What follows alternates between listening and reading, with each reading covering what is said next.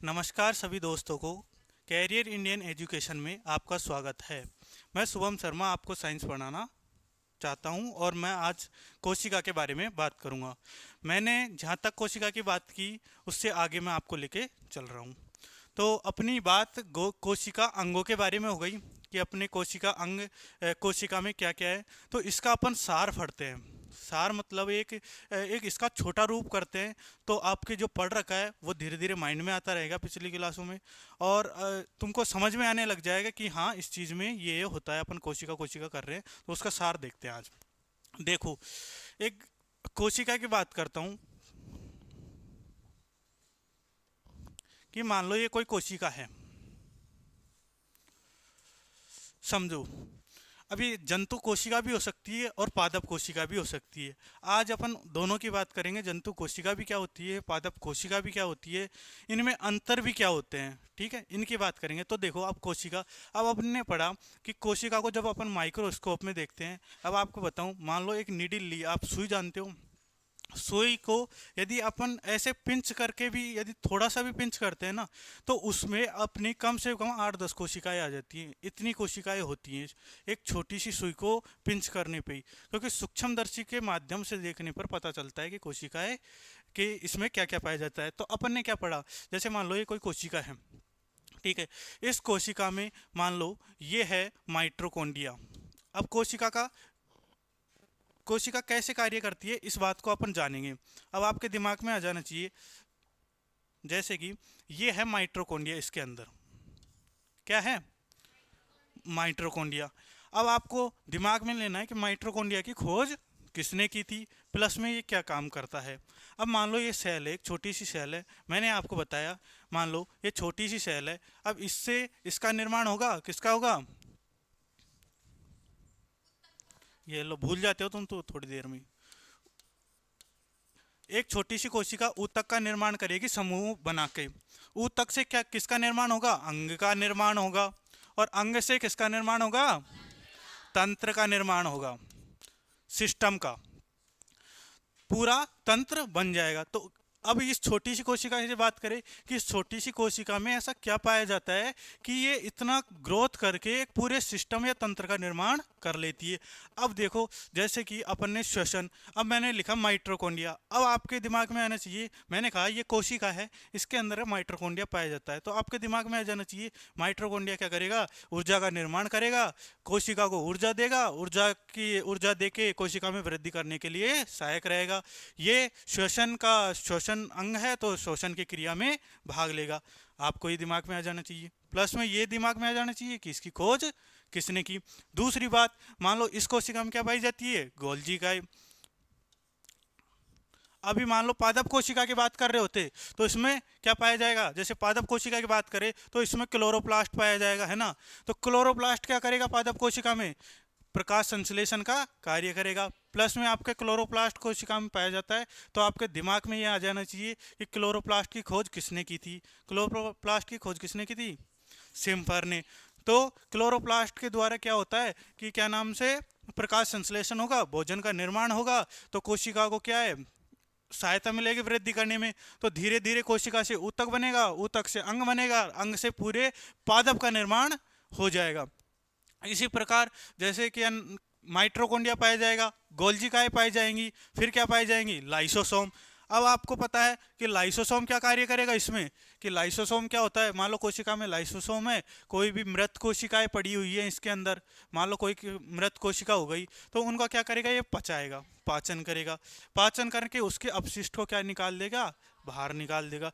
अब ये मान लो कोई कोशिका है, अब लाइसोसोम ज़्यादा एक्टिव हो गया, तो क्या करेगा ये लाइसोसोम, ये कोशिका को ही पचा जाएगा। तो इसलिए इसको क्या कहते हैं, आत्मघाती तैली कहते हैं।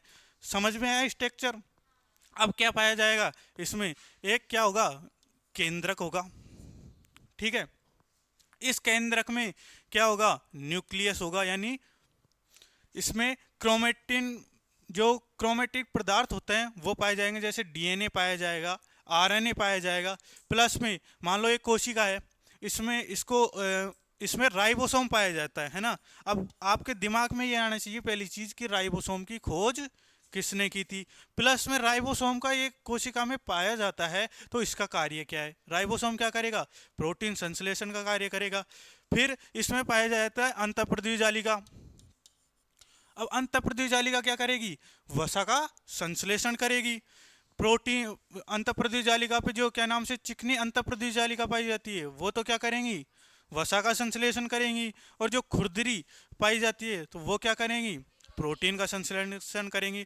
जब एक कोशिका को, छोटी सी कोशिका को, जब इतने सारे प्रोडक्टों की, जो अपने, मान लो ये सारे चीज है कोशिका अंग, है ना, ये सारे धीरे धीरे कार्य करेंगे, जब जाके कोशिका क्या करेगी? ग्रोथ करेगी। अब एक चीज मैं आपको समझाना चाहता हूं।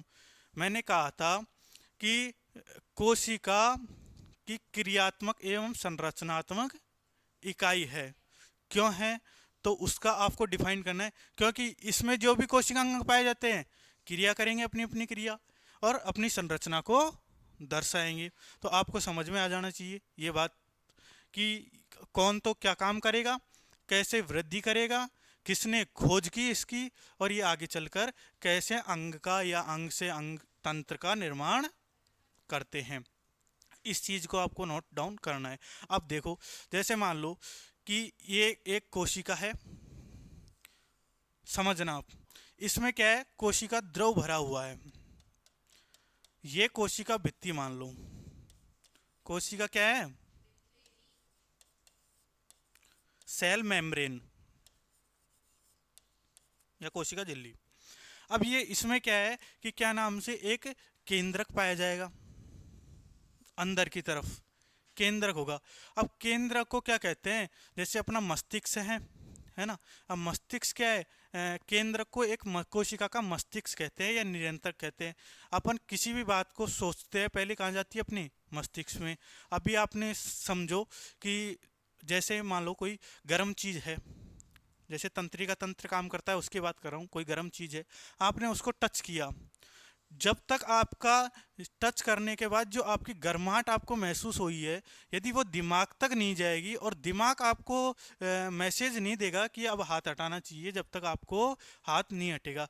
आपकी तुरंत तंत्रिका तंत्र ने काम किया, तुरंत तंत्रिका तंत्र ने मैसेज दिमाग को भेजा, मस्तिष्क को भेजा, मस्तिष्क ने उसका वापस रिप्लाई दिया, तो अपने आप हाथ हट जाता है। तो उसी प्रकार ये न्यूक्लियस होता है, केंद्रक होता है, तो इसमें ये क्या कहते हैं? कोशिका का मस्तिष्क या निरंतर कहते हैं। अब पहली बात अपन को शुरू से यही लेके चलनी है कि भाई ये न्यूक्लियस के बारे में बताया किसने, केंद्रक के बारे में बताया किसने? तो इसका नाम है रॉबर्ट ब्राउन। अब आपको कंफ्यूजन का एक वर्ड आ गया कि रॉबर्ट ब्राउन, लिख देता हूं।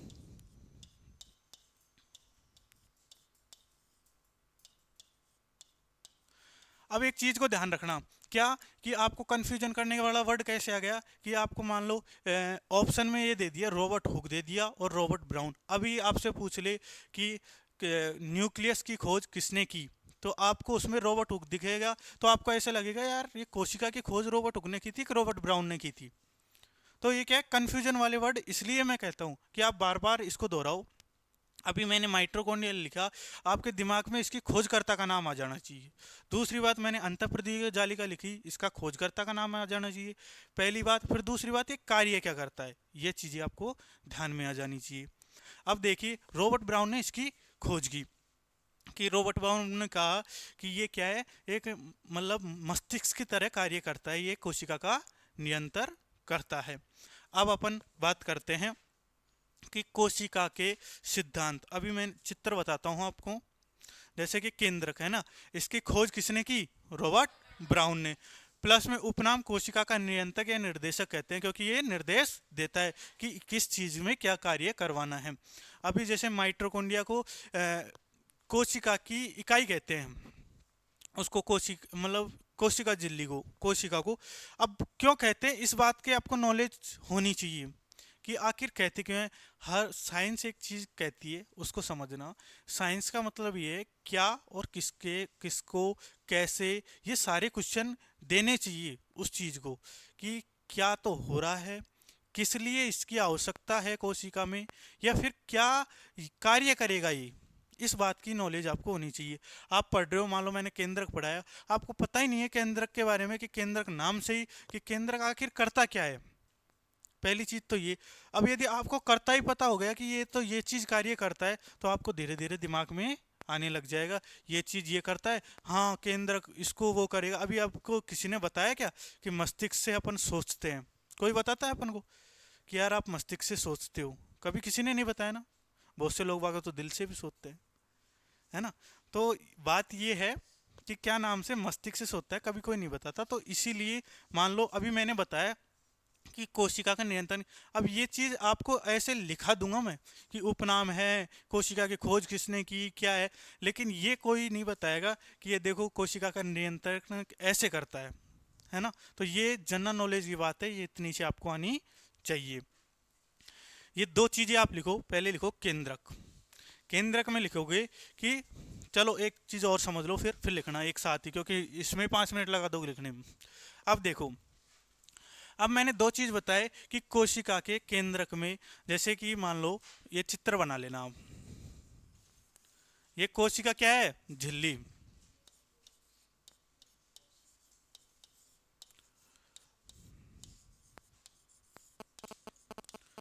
अब इसके अंदर समझो ये कोशिका झिल्ली है। अब इसके अंदर क्या पाया जाता है?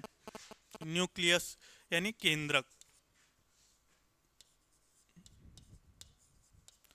अब मैं आपसे पूछूंगा, जो आपका पिछला ज्ञान है ना, ये ध्यान रखना, मैं आपसे जो भी क्वेश्चन पूछ रहा हूँ ना, ये एक इम्पोर्टेंट ही क्वेश्चन होगा, क्योंकि ये बार बार रिवाइज होते हैं, इसलिए मैं बार बार लाता हूँ।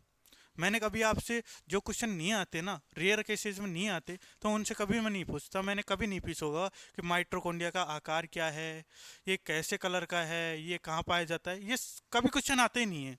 तो जो क्वेश्चन आते हैं ना, वो मैं बार बार दोहराता रहता हूँ। अब इसमें क्या पाया जाता है? कोशिका द्रव।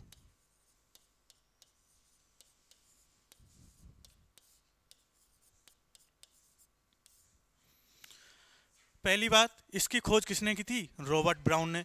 अब सेकंड ऑप्शन आपके क्वेश्चन आएगा कि कोशिका की खोज किसने की थी? रॉबर्ट ब्राउन ने। रॉबर्ट ब्राउन ने कौन सी कोशिका की खोज की थी? जीवित कोशिका की या मृत कोशिका की? मृत कोशिका की। जीवित कोशिका की खोज किसने की थी? Antonie van Leeuwenhoek. ये दिमाग में बैठा लो आप, और मैं भी बैठाने की कोशिश कर रहा हूं आपकी, समझना। अब इसकी बात आते हैं कि हमने बात कर ली कि केंद्र की भाई खोज किसने की थी? रॉबर्ट ब्राउन ने। अब अपन ने बात की कोशिका झिल्ली कि भाई कोशिका झिल्ली की भी तो खोज की होगी किसी ने। तो अपन इसके नाम लिखते हैं कोशिका झिल्ली की खोज। कोशिका झिल्ली की खोज। एक वैज्ञानिक था सी नागेली। कोई नाम रखना पसंद करेगा कि खुद का? सी नागेली नाम का एक क्या था वैज्ञानिक, इसने क्या की? कोशिका की झिल्ली की खोज की। अब ध्यान रखना कि केंद्रक, केंद्रक की खोज किसने की थी?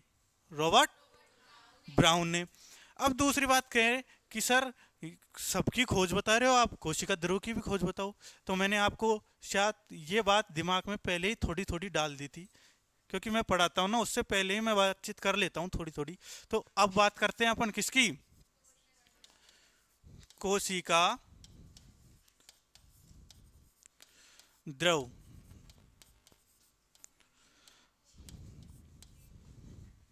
बिल्कुल सही। खोज किसने की थी?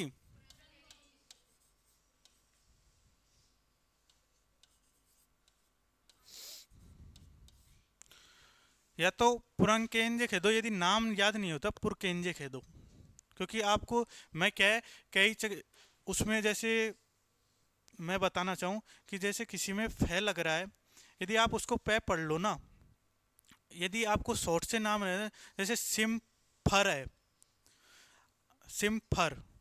अब मैंने लिखा दिया सिम्पर, तो आपको थोड़ा शॉर्ट में याद हो गया ना सिम्पर, और एक से कहता सिम्फर। तो वो क्या है, दिमाग में भी थोड़ा थोड़ा अपने एडजस्ट कर लिया करो, जिससे क्या है आपको नाम देखते ही याद हो जाए। अब मैंने एक चीज़ और बताई थी कि एक नाम था कि आप कहे कि क्या नाम से जो कोशिका द्रव है, कोशिका झिल्ली है और एक कोशिका है, कि अपन इनकी बात कर रहे हैं, तो आखिर ये होते क्या हैं। मतलब कोई वैज्ञानिक था, जैसे कि अपना मस्तिष्क है, इसको अपना बहुत सेंसिटिव पार्ट, और क्या नाम से इसको अपना मैंने बताया था तंत्रिका तंत्र के बारे में, कि एक बार तंत्रिका तंत्र में यदि क्षतिग्रस्त होने पर यह पूर्णतः विकसित नहीं होती। एक बताया था लीवर का। लीवर क्या होता है कि इसमें कोशिका विभाजन की क्षमता पाई जाती है, यह क्षतिग्रस्त होने पर वापस अपनी अवस्था में आ जाता है। जैसे कि मान लो चूहे होते हैं, छिपकली होती है, छिपकली की पूंछ कट जाती है, धीरे धीरे वह विभाजन करके अपनी पूंछ वैसी की वैसी कर लेती है। उसी प्रकार एक वैज्ञानिक के नाम मैंने आपको चर्चा में लाया था और मैंने बताया था हक्सले के बारे में। इसने क्या कहा कि ये क्या नाम से ये होता है कोशिका ध्रुव, ये जीवन का क्या होता है, भौतिक आधार होता है। तो इसमें लिख लेना, यह जीवन का भौतिक आधार होता है। हाँ भाई, एक चीज और ध्यान रखना, यह क्वेश्चन सबसे फेवरेट ही मान लो आप एग्जामिनर का, क्योंकि ये माइंड में आता रहता है बार बार, कि आपसे क्वेश्चन ऐसे देता है कि जीवन का भौतिक आधार किस वैज्ञानिक ने कहा, हेक्सले। तो आपको जवाब में क्या देना है, हेक्सले, क्योंकि बार बार क्वेश्चन आता रहता है। मैंने काफी एग्जामों में देखा है कि जीवन का भौतिक आधार किसे कहते हैं, तो किस वैज्ञानिक ने दिया, तो हेक्सले ने दिया। आपको ये चीज जरूर ध्यान रखनी है, इस पे आप इंपॉर्टेंट लगा लो, मोस्ट इंपॉर्टेंट।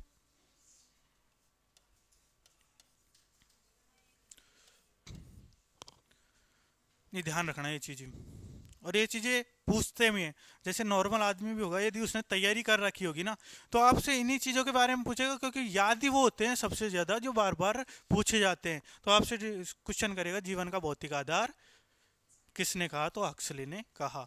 ये आप नोट डाउन कर सकते हो। फिर अपन बात करेंगे इनके मॉडलों के बारे में, कि कैसे कैसे मॉडल किस किस ने दिए, क्या क्या हुए, इसकी बात में। हाँ भाई, उतार लिया, बहुत फास्ट उतारा, थैंक यू। समझ में आ जाना चाहिए, समझ में नहीं आए तो आप 2 बार नहीं 3 बार पूछिए, समझ गए। क्योंकि मेन बात यही है कि एक बार दिमाग में यदि बैठ गया तो ठीक है, नहीं तो कॉपियों में तो बैठा ही है बहुत अच्छे से, जिसमें आपने तो नोट्स ही ऐसे बनाते हैं लड़कियां तो, एक तो कलर लाल वाइट पीला हरा, और डिजाइन ही बहुत मस्त हुआ, प्रोजेक्ट बना रहे हो आप। इसलिए जहाँ तक है दिमाग में बैठा हो, बढ़िया रहोगे। 4 लाइनें भाई फटाफट उतार लो। अब आपसे मैं बात करता हूं कि आखिर जंतु कोशिका में क्या पाया जाता है, और जंतु कोशिका और पादप कोशिका में क्या अंतर है। आपको एक डायग्राम दिखा देता हूं, वो क्या है साफ नहीं दिख रहा, लेकिन मैं बना दूंगा हाथ से। आवाज मत करो भाई, दिख रहा है आपको, सही नहीं दिख रहा, उतारो।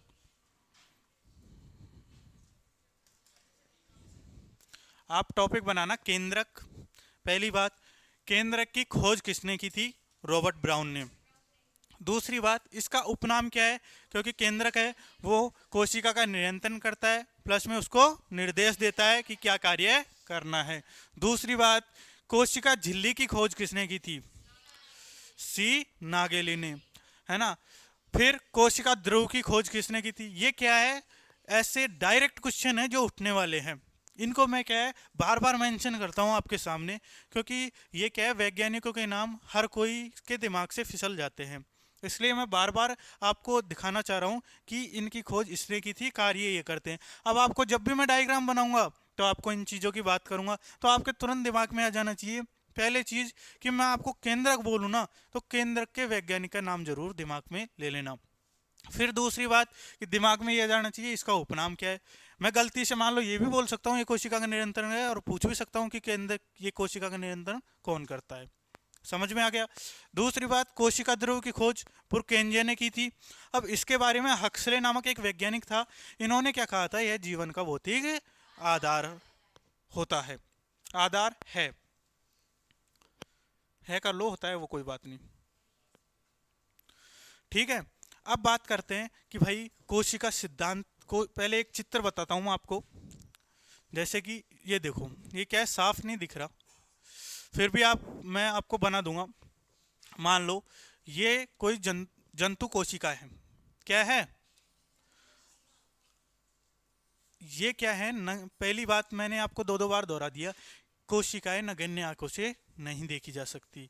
ये क्या होती है कि इनमें माइक्रोस्कोप के जब माध्यम से देखते हैं तो इनके अलग अलग कोशिका अंगों के बारे में जानकारी मिलती है, जब जाके पता चलता है। हाँ, हम अपन जो पढ़ाने वाले हैं, टीचर है, वो इनकी शेप मेंशन करते हैं कि भाई ऐसी शेप की जब माइक्रोस्कोप में देखा गया तो ऐसी शेप की ये मिली।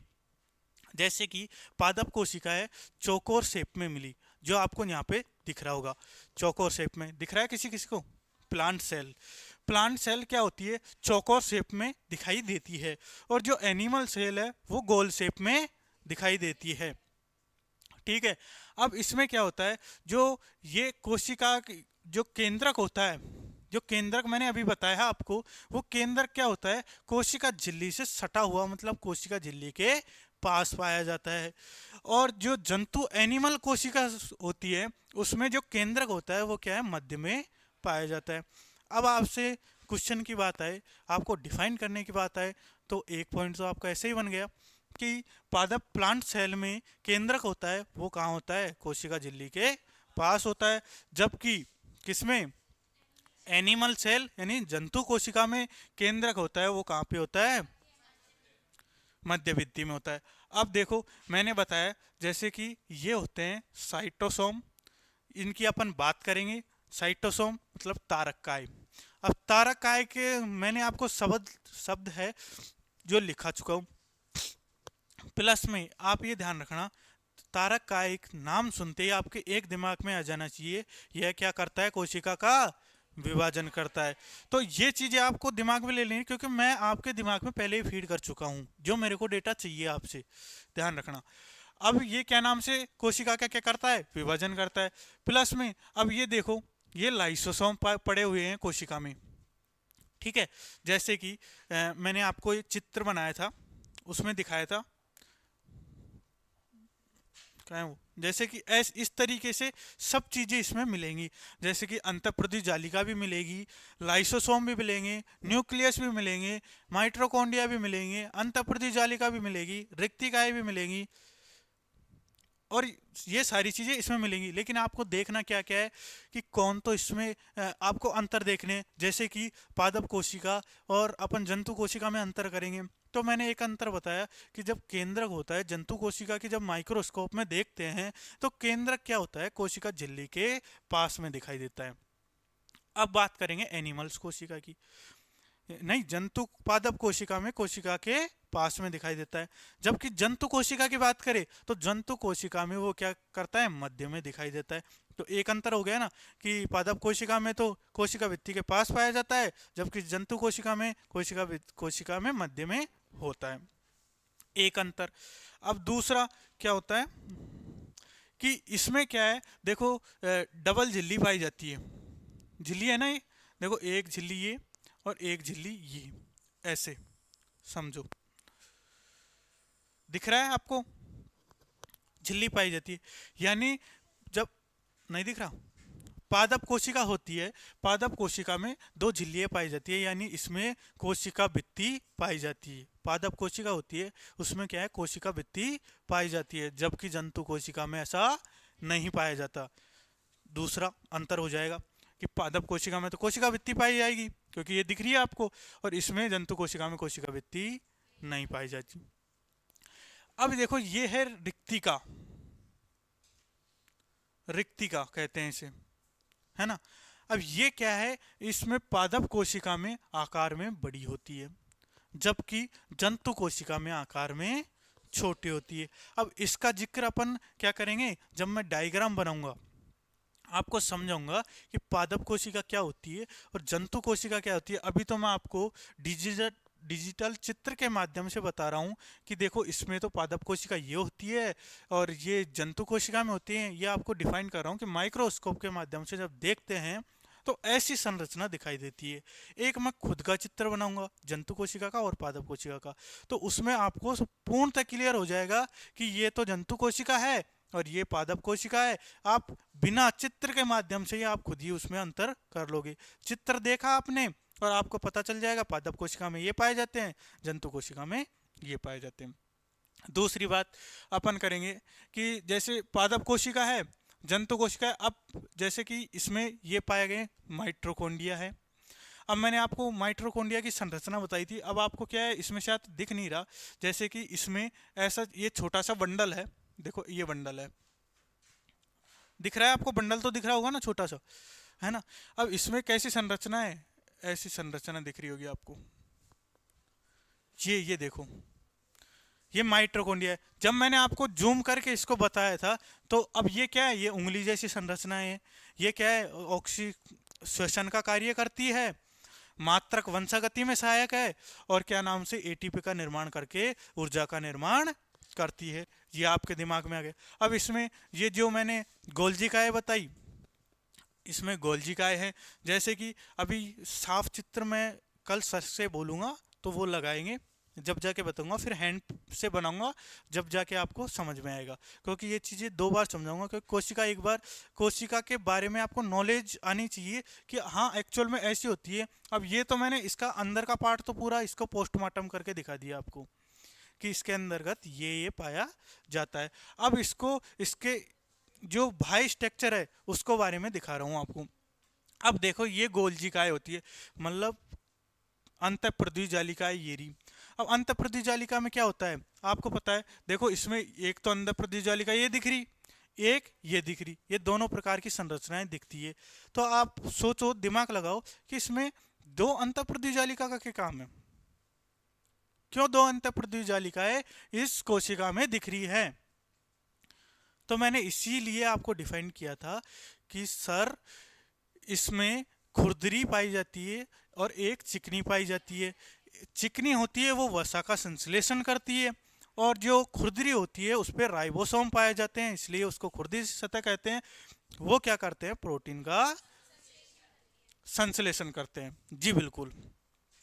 तो अब इनके बारे में पढ़ेंगे। इससे पहले अपन कोशिका के बारे में पढ़ते हैं। तो कोशिका की झिल्ली जो मैंने आपको बताई, कोशिका की झिल्ली नाम सुनते ही आपको वैज्ञानिक का नाम आ जाना चाहिए, सी नागेली।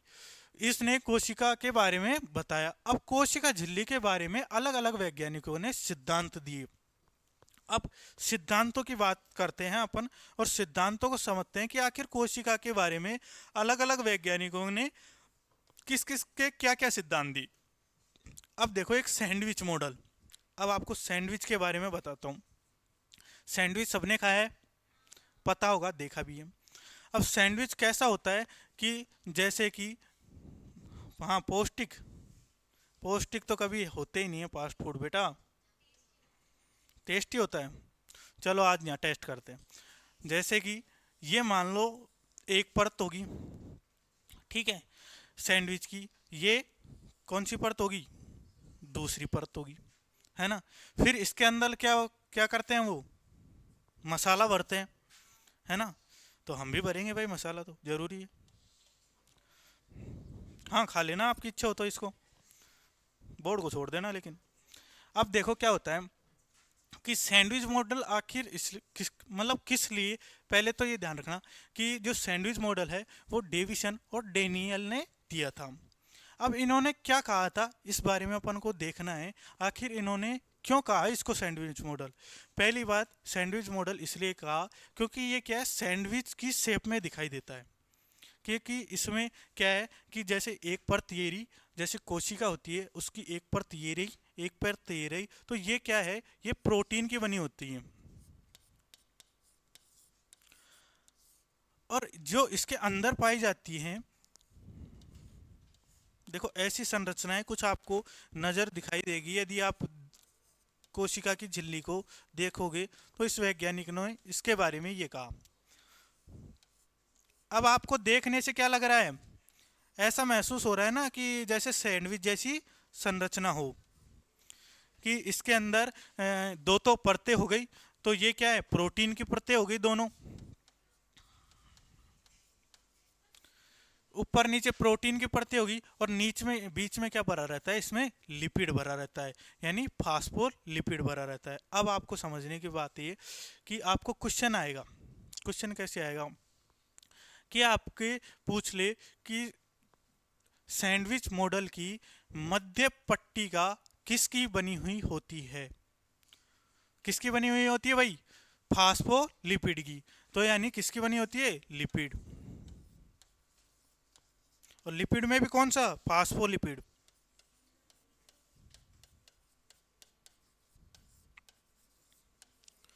अब ये चीजें, अब क्वेश्चन के समझ गए अब कैसे उठते हैं क्वेश्चन। अब मान लो आपसे पूछ ले कि कोश जो सैंडविच मॉडल है उसकी बाह्य परत किस झिल्ली किसकी बनी हुई होती है, तो आपको क्वेश्चन में क्या करना है, ऑप्शन आएंगे, ऑप्शन ऐसे आते हैं।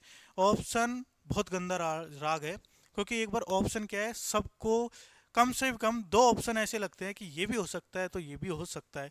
तो आपको डिफाइंड जब होगा जब जाके आपको पूरी नॉलेज इसकी होगी, और पूरी नॉलेज के लिए मैं आपको चित्र के माध्यम से समझा रहा हूँ, समझ गए आप।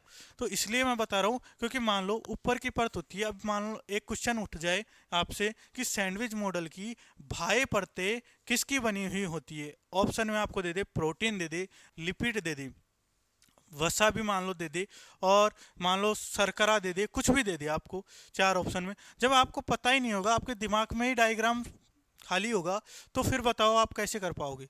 तो आपको मैं इसीलिए समझा रहा हूँ कि जो सैंडविच मॉडल सैंडविच की तरह दिखाई देता है, क्योंकि ऊपर की परतें सेम रहती हैं उसकी, जैसे सैंडविच खाया तो ऊपर की परतें तो दोनों सेम रहती है, बीच में उसमें जो मटेरियल भरा हुआ रहता है वो भरा हुआ रहता है। इसी तरह प्रोटीन की ऊपर नीचे की परतें क्या होती है, सेम होती हैं, और इसके जो बीच में होता है वो फास्फोलिपिड भरा हुआ होता है। अब मैं इनकी बात करता हूं, तो ये जो लिपिड होते हैं ये ऐसे होते हैं, ये तो होते हैं जल रागी। जल रागी का मतलब समझते हो आप, जल रागी।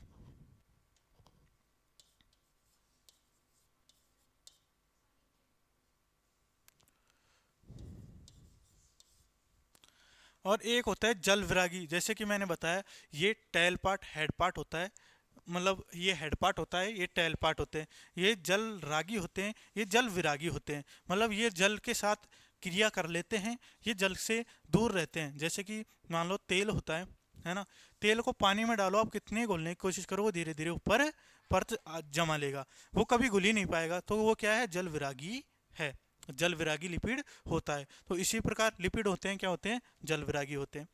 तो आपसे क्वेश्चन इतना ही पूछेगा कि बाह्य परत किसकी पाई जाती है और मीडियम परत किसकी पाई जाती है। ये तो क्या है, बाह्य परत,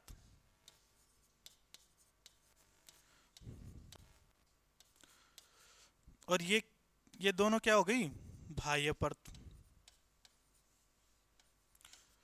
और ये क्या होगी, आंतरिक परत। अब आपको करना क्या है, देखो, आपको लिखना है कोशिका झिल्ली की संरचना के कुछ मॉडल दिए वैज्ञानिकों के, इनके नाम ध्यान रखने हैं। जैसे सैंडविच मॉडल, आपने आज सैंडविच मॉडल की बात की, तो सैंडविच मॉडल का चित्र बनाना है आपको सही तरीके से जमा के, गोले अंडे नहीं रखने, न सैंडविच रखना है, इस तरीके से चित्र बनाना है सही तरीके से। उसमें आपको ये मेंशन करना है, प्लस में ये प्रोटीन की पाई जाती है और ये लिपिड की पाई जाती है।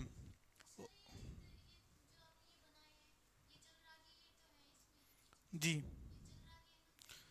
हाँ, तो यही तो मैं बताने की कोशिश कर रहा हूँ आपको, जब मैं क्या कह रहा हूँ, आपके अभी दिमाग में मेरे को जितनी आवश्यकता है उतना मैं डालता हूँ, समझ गए।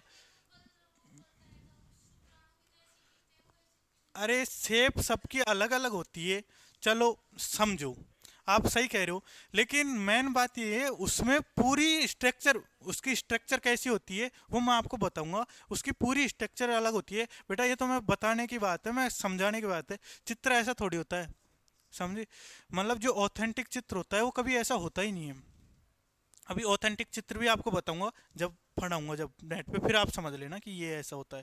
ये तो मैं बता रहा हूँ कि लिपिड की ऐसी परतें पाई जाती हैं जो एक तो जल रागी होती है, एक जल विरागी होती है। बस अब इतना सही मैं आपके माइंड में डालना चाह रहा हूँ। जब आपको इसकी आवश्यकता पड़ेगी तो फिर मैं आपको और अंदर तक ले जाऊंगा। पहली चीज़ होती है, समझाने का एक तरीका होता है। देखो, सच बात ये है कि जैसे मान लो ये पढ़ा रहा हूँ मैं कोशिका। अब कोशिका के बारे में मेरे को लगता है कि बच्चे के दिमाग में ये चीज़ होनी चाहिए, ताकि ये मेरे से ये नहीं पूछे कि सर कोशिका की खोज किसने की थी। अभी मैं आपको मान लो कोशिका के पूरी पूरी रामायण पढ़ा दूँ और आपको यही पता नहीं है कोशिका कैसे डेवलप होगी, तो फिर आप पूछोगे सर ये एक छोटी सी कोशिका से इतनी बड़ी कोशिका बन गई, आखिर इसके मीडिएटर क्या क्या तो हुए होंगे, इसमें कैसे कैसे तो बड़ी होगी। अभी मैंने ये चीज़ आपके दिमाग में डाल दी तो आप मेरे से पूछोगे नहीं, आपके धीरे धीरे समझ में आता रहेगा। तो इसलिए एक टीचर की होती है, जितना समझाना चाहे उतना वो समझाता है। जब उसको धीरे धीरे लेवल का पता चलता है कि हाँ बच्चा इंटरेस्टेड है सीखने में, तो वो धीरे धीरे अंदर तक ले जाता है, पूरा अंदर तक, जो क्या नाम से हर एग्जाम को फाइट करने की औकात रखता है वो। तो इसीलिए मैं आपको जितना समझा रहा हूँ, जैसे कि ये मॉडल हो गए, अब इनके बारे में ये इनको समझा रहा हूँ मैं, नहीं तो आपके काम की चीज़ तो यही है, ज़्यादातर वैज्ञानिकों के नाम और ये पूछते हैं। बाकी मैं धीरे धीरे आपको पूर्णतः समझा दूंगा, इस चीज़ का ध्यान रखना। आपको क्या करना है, कोशिका झिल्ली की संरचना के सिद्धांत ये लिखने हैं। 4 सिद्धांत होते हैं। सैंडविच मॉडल लिखना है, तरल मोजेक मॉडल लिखना है, इकाई कला सिद्धांत लिखना है और लिपाइडो सिद्धांत लिखना है। इनके बारे में वैज्ञानिकों के नाम लिखने हैं, ऊपर ऊपर से पढ़ लेना, वैज्ञानिकों के नाम ध्यान कर लेना।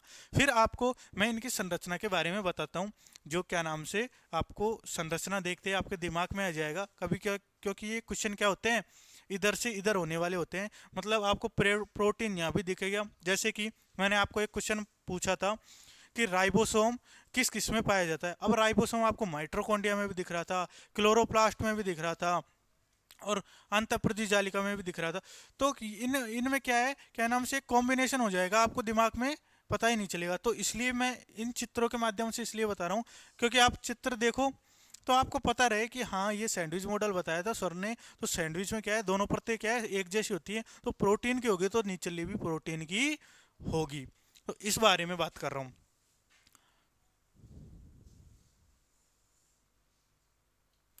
हाँ भाई लिखो।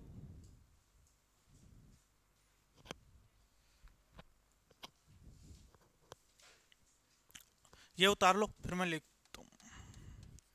अब मेन बात ये चित्र बनता है ना, साइंस एक ही चीज कहती है, यदि आपने समझ लिया थोटिकल अपने आप बन जाता है, बनाने की जरूरत नहीं है। अब मैं यही लिखूंगा कि बाह्य परत व आंतरिक परत प्रोटीन की पाई जाती है।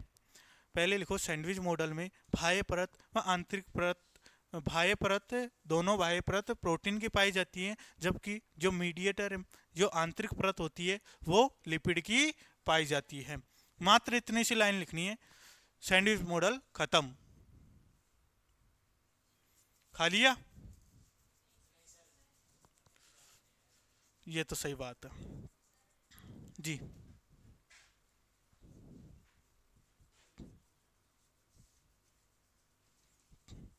आपकी कॉफी भर गई इतनी जल्दी?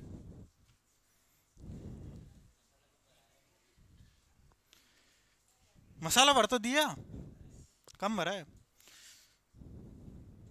चलो भरेंगे कभी, मौका मिलने दो।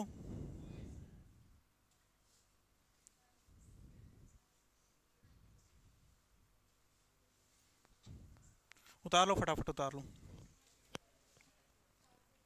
अब इसके बाद सुनो, अब इसके बाद अपन पढ़ेंगे, पहले इनकी चर्चा कर लेंगे है ना। इनके बाद में अब क्या आता है, अब आपको धीरे धीरे क्या है अंदर ले जाना पड़ेगा।